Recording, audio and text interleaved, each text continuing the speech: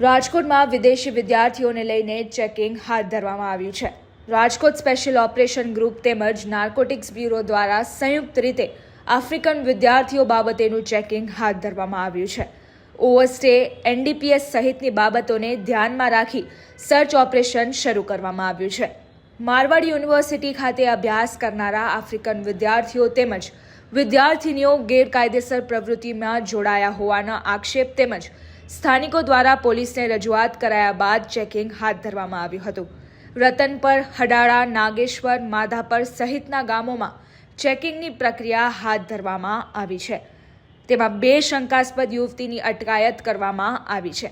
Visa પૂર્ણ થયા હોવા છતાં પણ અહીં રહી રહ્યા હોય તેવું પ્રાથમિક વિગતમાં સામે આવ્યું છે। રતનપર તથા હડાળા તથા આજુબાજુના સોસાયટીના રહેવાસીઓની અવારનવાર રજૂઆતો હતી કે અહીંયા મારવાડી યુનિવર્સિટી તથા દર્શન યુનિવર્સિટીમાં આઉટ કન્ટ્રીના જે વિદ્યાર્થીઓ અભ્યાસ કરે છે એ લોકો ગેરકાયદેસર પ્રવૃત્તિઓ સાથે સંડોવાયેલા છે તથા સ્ટુડન્ટ ન હોય તેવા પણ લોકો રહે છે આઉટ કન્ટ્રીના, એટલે એ બાબતેનું ચેકિંગ ફિસ્કિંગ ચાલુ છે। સવારથી 100 થી 150 ઘરોમાં ચેકિંગ કરવામાં આવ્યું છે। અત્યારે આવા 250 થી 300 વિદ્યાર્થીઓ અહીંયા રહે છે। ના, હાલ સુધી કોઈ શંકાસ્પદ વસ્તુ મળી આવેલ નથી।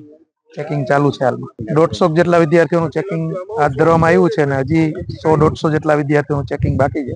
એ કાર્યવાહી ચાલુમાં છે અલગ અલગ ટીમો દ્વારા।